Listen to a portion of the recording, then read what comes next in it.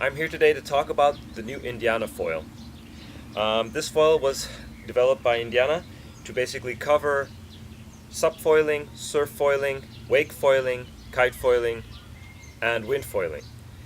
Typically it's an all-round foil which you can use for any of the foil sports.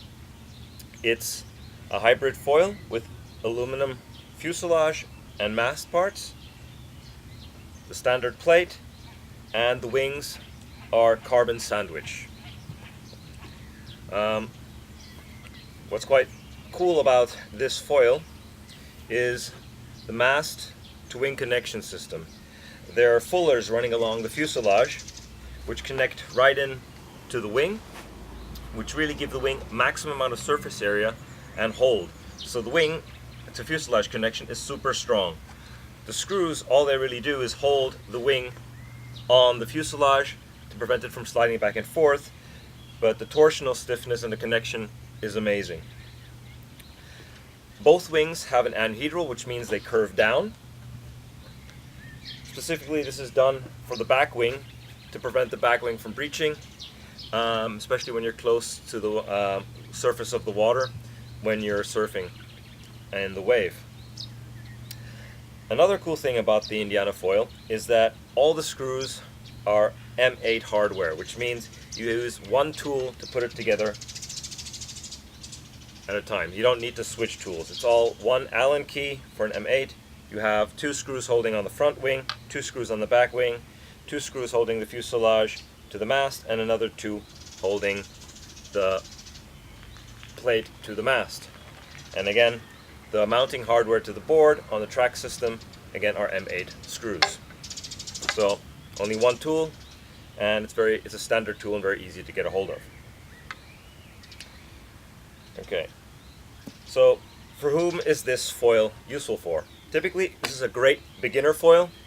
We use these in teaching on Fuerteventura quite a bit for kite foiling and for subfoiling.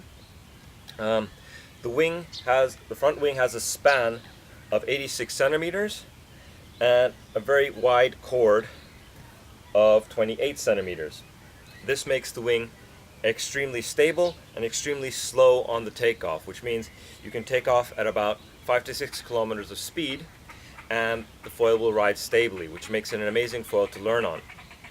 The front wing again features an anhedral sort of winglet section on its tips that gives a great yaw stability too. The profile of the front wing is actually a self-stabilizing profile, which means that even without the back wing, the front wing will actually try to stabilize itself as it's flying through the water. So in a sense, you have two pitch stabilizing forces that will make this foil ride straight through the water without too much of a pitching moment. The front wing, if you ever manage to crash it really hard, is going to float. It's made out of a carbon sandwich. It's not a full carbon wing. This makes it quite light, and again, it floats. Indiana also offer this foil with different mast options. The mast can be disconnected from the mast plate in the fuselage. So for beginners, they recommend a 50 centimeter mast. That's for beginners for all the sports, for wind foiling, for kite foiling, for wake foiling, etc. The standard mast length is a 75 centimeter mast. That's the one we have on here.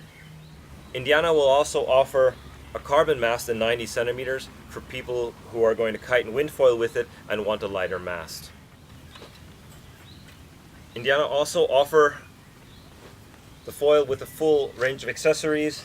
The foil comes with its own carry bag, covers, your actual wing covers when you can leave it together, mast covers, and they also have a full range of boards. Indiana have the 7/8 SUP wind foil hybrid board. I actually use this quite a lot in Fuerteventura. Actually, I quite love this board. And then also, like today, we've been mainly wake foiling, so this is the 410 wake foil board, the track system. Again, this is an amazing piece of kit if you want to learn how to wake foil. There's also a hybrid version where you can basically decide if you're going to wake foil or just wake surf.